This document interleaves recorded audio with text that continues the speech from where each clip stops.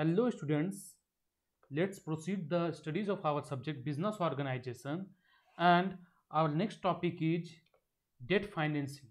Okay, आज हम लोग डिस्कस करते हैं डेट फाइनेंसिंग के डिस्कशन को स्टार्ट करते हैं और डेट फाइनेंसिंग को हम लोग समझते हैं। डेट फाइनेंसिंग को बोरोड फंड भी कहा जाता है। मतलब यह हुआ कि कंपनी जो है, जो बिजनेस ऑर्गेनाइजेशन है, वो बोरो करती है दूसरे लोगों से। ओके, सो यहाँ पे जो बिजनेस ऑर्गेनाइजेशन है, कंपनी से, वो क्या हो जाती है, डेटर बन जाती है। किसका? किसी और पर्सन का, किसी और ऑर्गेनाइजेशन का, किसी पर्सन का। ओके, सो इस तरीके से डेट फाइनेंसिंग के थ्रू जो बिजनेस ऑर्गेनाइजेशन है वो डेटर बन जाती है किसी फाइनेंशियल इंस्टीट्यूशन का, किसी पर्सन का। ओके, नाउ हम लोग देखते हैं, लिखा हुआ the funds raised through loans or borrowings are known as borrowed funds. Okay, simple है। loans from commercial banks, financial institutions, trade credit, issue of debentures and bonds are the main source of raising funds through borrowed funds or debt financing. Okay, debt financing की important sources हैं, क्या सब है? Commercial bank से loan लेना, financial institution से loan लेना, trade credit, इस डिबेंचर्स और बॉन्ड्स की को इशू करना। ओके, और जो डेट फाइनेंसिंग के जो इंस्ट्रूमेंट्स है, जो सोर्सेस हैं, इसमें जो फंड जो रेज की जाती है वो एक स्पेसिफाइड पीरियड के लिए होती है और वो स्पेसिफाइड पीरियड के एक्सपायरी के बाद उस फंड को वापस करना होता है। ओके, जैसे अगर कोई कंपनी है, कंपनी ने अगर किसी बैंक से लोन लिया है for the period of 3 years, then 3 years के बाद कंपनी को उस लोन का रीपेमेंट करना होगा। ओके, और इसमें क्या फिक्स्ड रेट रहते हैं, और जनरली ये जो फंड होता है वो कंपनीज और बिजनेस ऑर्गेनाइजेशंस के ऊपर ओवर बर्डन भी कर देता है, बर्डन भी क्रिएट कर देता है। क्यों? क्योंकि कंपनी या बिजनेस ऑर्गेनाइजेशन को प्रॉफिट हो या लॉस हो, इससे लेना देना नहीं है, बट जो भी डेट फाइनेंसर हैं, जो भी मनी लेंडर हैं, उनको क्या इंटरेस्ट तो चाहिए हो। ओके, अब जैसे डेट फाइनेंसिंग बहुत इंपॉर्टेंट इंस्ट्रूमेंट है, वो क्या है? Debentures and bonds. आज हम लोग डिबेंचर्स एंड बॉन्ड्स के बारे में डिस्कस करते हैं। ओके, डिबेंचर एंड बॉन्ड्स ये क्या है? ये दोनों के दोनों बहुत ही इंपॉर्टेंट सोर्स है, किस चीज के? डेट फाइनेंसिंग के। ओके, मींस इसके थ्रू कंपनी क्या करती है? फंड बोरो करती है। ओके, और फंड बोरो करती मीन्स यहाँ भी क्या हो, कंपनी क्या हो जाती है? जो डिबेंचर होल्डर है, जो बॉन्ड होल्डर है, उसके लिए कंपनी क्या हो जाती है? एक डेटर हो जाती है। और डिबेंचर होल्डर हमारे लिए क्या होता है? क्रेडिटर होता है। That's why funds raised through debenture and bonds are comes under the category of debt financing. Okay, first of all debenture होता क्या है, डिबेंचर और बॉन्ड होता क्या है? ओके, जो डिबेंचर और बॉन्ड होता है वो क्या है? एक एक्नोलॉजमेंट है। वो एक्नोलॉजमेंट कौन देता है? जो बोरोअर है। ओके, मीन्स अगर किसी कंपनी ने डिबेंचर इशू की है, देन वो डिबेंचर होल्डर को एक एक्नोलॉजमेंट देते हैं कि yes, I have borrowed this much fund from you and I will repay this fund on the specified date and the interest will be paid on regular intervals.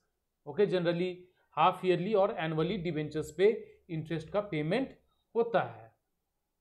Okay, अब लिखा हुआ है debenture और bond holders are considered as the creditors of the company. Yes, ये लोग क्या है? Company के क्रेडिटर्स हैं। जैसे कि इक्विटी शेयर होल्डर्स के बारे में कहा जाता था कि equity share holders are the owners of the company, लेकिन debenture holders and bond holders जो है वो क्या है? ये दोनों के दोनों क्रेडिटर्स हैं। अब जैसे जब डिबेंचर और बॉन्ड्स की बात हो रही है, देन आप लोगों के माइंड में क्वेश्चन अराइज हो रहा होगा कि सर डिबेंचर और बॉन्ड्स होता क्या है? दोनों में क्या दोनों सेम ही है या दोनों में कुछ डिफरेंस भी है? ओके, सो यस, एक तरीके से देखा जाए तो दोनों सिमिलर हैं, लेकिन दोनों के बीच में थोड़ा सा एकदम थिन लाइन का डिफरेंस है। क्या डिफरेंस है? जैसे कि जो बॉन्ड्स जो है वो इशू की जाती है किसके द्वारा? पब्लिक सेक्टर ऑर्गेनाइजेशन के द्वारा। ऐसा कोई ऑर्गेनाइजेशन जो कि गवर्नमेंट की ऑर्गेनाइजेशन है। ओके, यह एक बेसिक डिफरेंस हुआ। और साथ में एक और डिफरेंस यह है कि जो बॉन्ड्स जो होते हैं वो हमेशा सिक्योर्ड होते हैं। सिक्योर्ड का मतलब होते हैं कि जो भी फंड बोरोवर है, जो भी ऑर्गेनाइजेशन बॉन्ड्स इशू करती है, उसके एसेट्स पे चार्जेस होता है, क्लेम होता है किसका? बॉन्ड होल्डर का। Okay, so bonds are always secured. लेकिन डिबेंचर्स जो है वो एनी काइंड ऑफ कंपनी, चाहे वो पब्लिक सेक्टर की कंपनी हो या प्राइवेट सेक्टर कंपनी हो, दोनों के दोनों डिबेंचर्स इशू कर सकती है। और डिबेंचर जो होता है वो सिक्योर्ड भी हो सकता है और अनसिक्योर्ड भी हो सकता है। Okay, now we will discuss about advantages of debentures. अब डिबेंचर्स के क्या क्या एडवांटेजेस हैं? जो फर्स्ट है, बहुत ही सिंपल है, it is preferred by those investors who wants a fixed income at low risk. Debentures जो है वो सारे इन्वेस्टर्स के द्वारा प्रेफर किए जाते हैं जो चाहते हैं कि उनको फिक्स्ड इनकम मिले और रिस्क भी कम इन्वॉल्व हो। और क्या है, debenture holders do not have voting rights, therefore they do not have influence over the company and it is beneficial for the company. जो डिवेंचर होल्डर्स होते हैं उनकी कोई वोटिंग राइट्स नहीं होती है और उनके कंपनी के मैनेजमेंट में किसी तरीके का कोई इन्फ्लुएंस नहीं होता है। और जब डिवेंचर होल्डर्स का कंपनी के मैनेजमेंट में इन्फ्लुएंस नहीं होता है, देन ये कंपनी के लिए क्या होता है? कन्वीनियंट होता है, बेनिफिशियल होता है। Next, the companies get tax benefit as the interest paid to the debenture holders are deducted from the taxable income of the company. Yes, जैसे मान के चलिए कंपनी को अगर एक एनुअल ईयर में, फाइनेंशियल ईयर में 5 लाख रुपीस का प्रॉफिट हुआ, देन 5 लाख रुपीस का जो प्रॉफिट है वो टैक्सेबल इनकम नहीं हो जाएगा। उसमें से क्या करना होगा?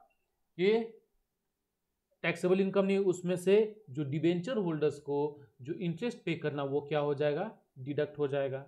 अब जैसे ही इंटरेस्ट पेमेंट डिडक्ट कर दिया किससे?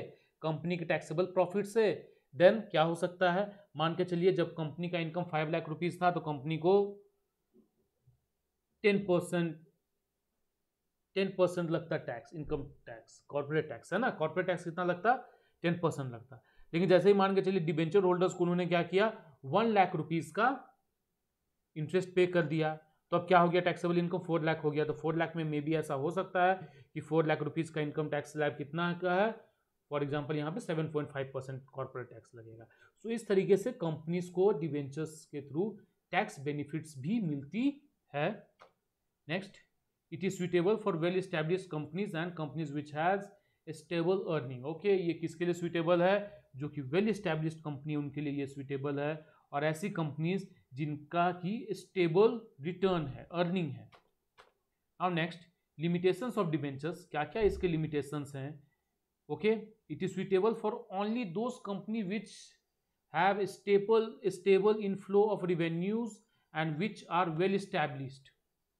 ये सिर्फ उसी तरीके की कंपनीज के लिए सुइटेबल है जिनका की स्टेबल इनफ्लो ऑफ क्या है? रेवेन्यू, जिनके पास रेगुलर मनी का इनफ्लो है।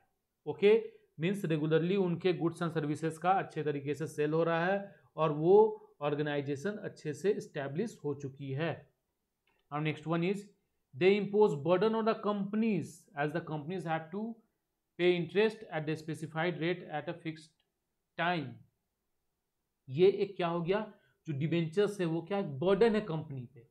बर्डन इन द सेंस कि यस, जो कंपनी है उसको क्या है? इंटरेस्ट तो पे करना है, चाहे कंपनी को प्रॉफिट हो या ना हो, इंटरेस्ट पे करना, वो भी फिक्स्ड रेट पे और वो भी किसी एक फिक्स्ड टाइम पे। Then it is a burden for the companies. Next, it reduces the borrowing capacity of the companies. Yes, अगर आप डिबेंचर्स इशू करके, बॉन्ड्स इशू करके अगर आप ऑलरेडी फंड रेज कर चुके हैं और दोबारा से किसी कमर्शियल बैंक के पास जाते हैं कि यस सर, कि मुझे आपसे लोन चाहिए, लॉन्ग टर्म लोन में लेना चाहता हूँ, तो बैंक देखेगी आपके बैलेंस शीट में, बोलेगा आप अपना बैलेंस शीट दिखाओ। बैलेंस शीट में देखेगी कि यस, आपने तो ऑलरेडी फंड रेज किया हुआ डिबेंचर इशू करके। देन क्या होगा? वहाँ पे बैंक्स क्या है? वो डिनाई करेगी, sorry sir we can't lend you money. Okay, इस तरीके का सिचुएशन आएगा। ओके, सो ये डिबेंचर जो है ये बोरोइंग कैपेसिटी को कम करता है। Next, companies has to make provision for the redemption of debenture even if the company is going through financial crisis. Redemption, redemption का मतलब हो गया जब कंपनी जब डिवेंचर्स इशू के थ्रू फंड रेज करती है, तो जितना फंड रेज करती है उसे रीपे भी करना होता है। जो डिवेंचर होल्डर्स को फंड जो रीपे करती है कंपनी, उसे ही क्या करते हैं, रिडम्पशन। ओके, और ध्यान दीजिए रिडम्पशन के लिए क्या करना होता है, कंपनीज को प्रोविजंस बनाना होता है। जैसे कि आप लोग डिप्रिसिएशन की पढ़ाई करते हैं, डिप्रिसिएशन में क्या होता है, डिप्रिसिएशन में भी प्रोविजन फॉर डिप्रिसिएशन क्रिएट करना होता है। उसी तरीके से provision for redemption of debentures भी क्रिएट करना होता है कंपनी को। ओके, सो डैट कि फ्यूचर में वो डिवेंचर्स का रिडम्पशन कर सके। Okay okay students, thank you. Next class में हम लोग डिस्कस करेंगे डेट फाइनेंसिंग की नेक्स्ट टॉपिक है जो कि लॉन्ग टर्म लोन्स, इससे हम लोग डिस्कस करेंगे।